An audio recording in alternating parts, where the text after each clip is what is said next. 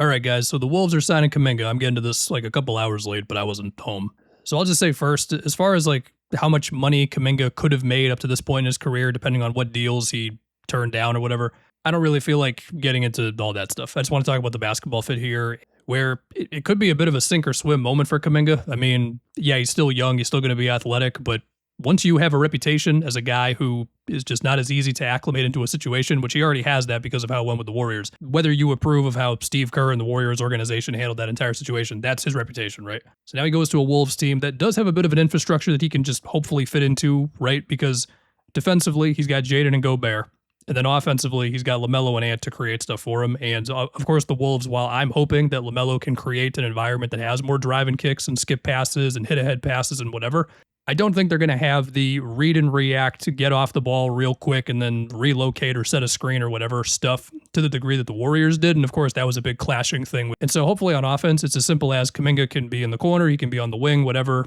LaMelo or Ant are going to create an advantage. The defense is going to be bent. It's a kick to Kuminga, and then either it's hopefully the three-point volume and the percentages are good enough, which is a real question, right? I mean, 33% from outside for his career. We can go per 36 minutes, and he gets to 5 threes per 36 minutes in his little stint with the Hawks. That's the highest he's gone. And he can make teams pay by driving off the catch, cutting backdoor. Of course, if he gets a backdoor cut opportunity, LaMelo's going to find him for lobs. Like, all that's going to be really cool. But then also, can he make the next play when he's in the middle of the floor, whether it's a kick to Ant or back to LaMelo or Ant or whoever it is, or does he find Gobert for little dump-off passes? Like, he is still going to have to make these split-second decisions, even if it might look a little different than what it was with the Warriors. And the other aspect of this, too, is like he's going to have to be willing to stand in the corner, stand on the wing, and be okay with not getting the ball every possession.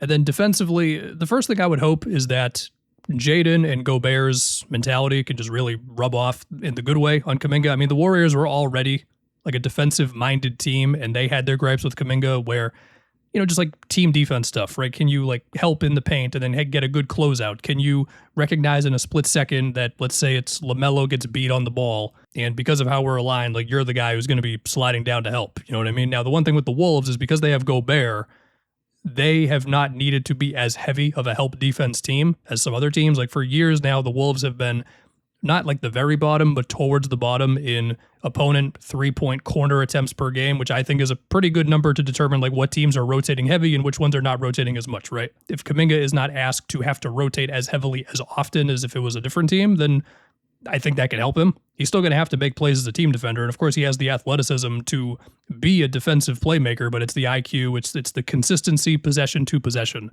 that created such a divide between him and Steve Kerr. You know, it was a thing for years. But here, look, Jaden is going to guard the best perimeter player on the other team. If Jaden is on SGA, maybe Kuminga's on J-Dub, right?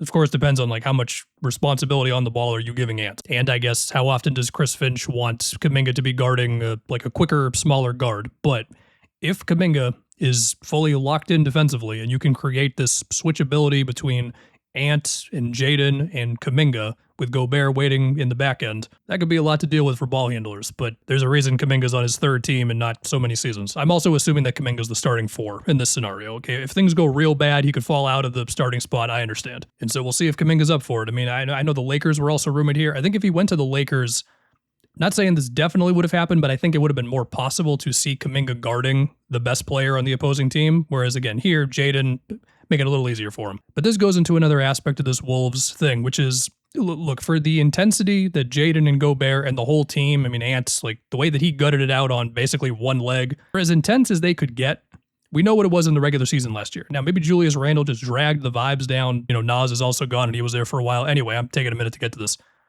I'm hoping that the tendency that the Wolves had last regular season to just be kind of flat just isn't here anymore. I mean, from a talent perspective, this team should definitely win more than the 49 games they won last season, assuming guys don't get hurt. And I'm betting on, or I'm hoping that LaMelo's just energy can juice up these guys when it's like the middle of January, as opposed to when they really lock in is when Jaden and Gobert just look forward to locking up Murray and Jokic in the playoffs. I will say, when the Hawks went up 2-1 on the Knicks before the Knicks became unbeatable, in one of those fourth quarters, Kuminga was guarding Cat. He did do a good job of like denying Cat the ball before the Knicks realized they were making that mistake of just not playing through Cat. Can he do what I'm remembering for that one fourth quarter for an entire season and change his reputation and all that stuff and like be a huge advantage for this Wolves team, as he definitely makes them more athletic, because he's going to give them transition juice. I mean, LaMelo finding Kuminga in transition, you know what that can look like. We'll see. Obviously helps with the size, helps with some rebounding. So yeah, and after that, it's all on Kuminga. Again, like I think he's got the defenders and the creators around him to make his job easier on both sides of the floor. So we'll just see how he does. That's pretty much it, guys. Have a good one.